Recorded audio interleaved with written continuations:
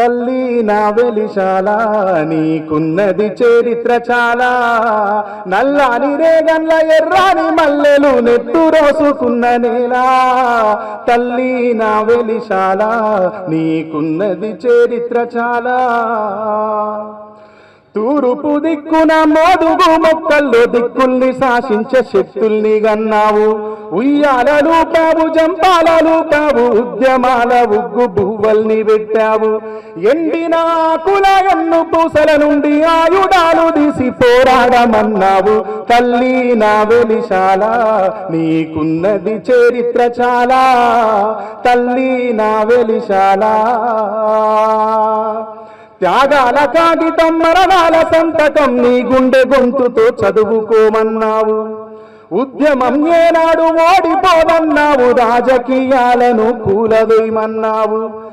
ఎర్ర జెండానెత్తి దొరల గుండె పైన దండుతో దండిగా దాడి చేయమన్నావు. తల్లి నా వెలిశాల నీకున్నది చరిత్ర చాలా, తల్లి నా వెలిశాల.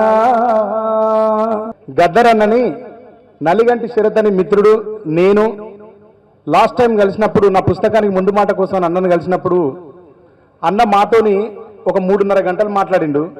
ఆ 3.5 గంటలలో ఆయన ఒక 30 ఏళ్ళ జీవితాన్ని ఆయన పక్కన కూర్చోవడం వల్ల 30 ఏళ్ళ జీవితంలో ముఖ్యమైన ఘట్టాలు చెప్పిండు, ముఖ్యమైన కష్టాలు చెప్పిండు. అవి విన్నప్పుడు అనిపించింది గద్దరన్నను కలవక తెలిసిన 4 ముచ్చట్లను రాసి అర్థమైన 4 బాణీలను ఎప్పటికీ రిపీట్ చేసి జనాలకు వినబెట్టి ఎంత అజ్ఞానంలో బతుకుతాం, ఎంత జీవితాన్ని ఛేదించిండు ఆయన, ఎంత పెద్ద సమాజాన్ని ఎదిరించిండు ఆయన, ఎలాంటి బావుటాలు ఎత్తిండు గద్దరన్న. ఆయన అనుభవం విన్న తర్వాత అనిపించింది అవకాశం దొరికితే పెద్దోళ్ళు ఎక్కడ కలిసినా కొంచెం మాట్లాడు తగ్గించి వాళ్ళు చెప్పేది వినాలనిపించింది.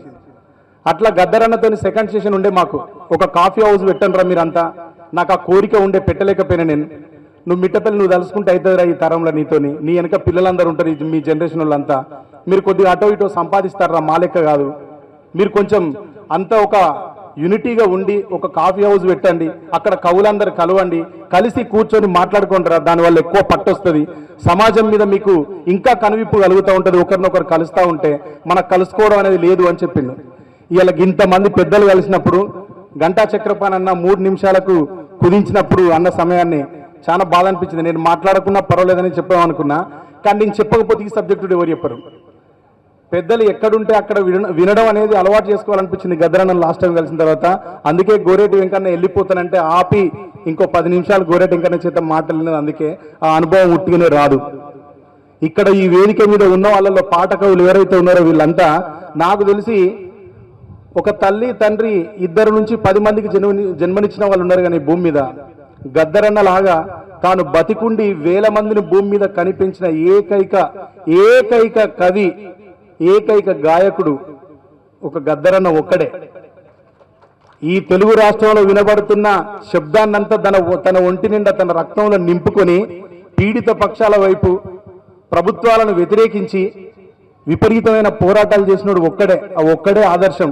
ఆయన గురించి మాట్లాడుకోవడానికి ఈ వేదిక మీద సమయం లేదు కాబట్టి ఆయన మాకు చెప్పిన చాలా విషయాలను చెప్పాలి, మాట్లాడాలి. కానీ ఇక్కడ సమయం కుదరదు కాబట్టి నాకు ఈ అవకాశాన్ని ఇచ్చినందుకు సభాధ్యక్షులు రవి అన్నకు, ఈ వేదిక మీద ఉన్న పెద్దలందరికీ కృతజ్ఞత తెలియజేస్తూ సెలవు తీసుకుంటున్నాను.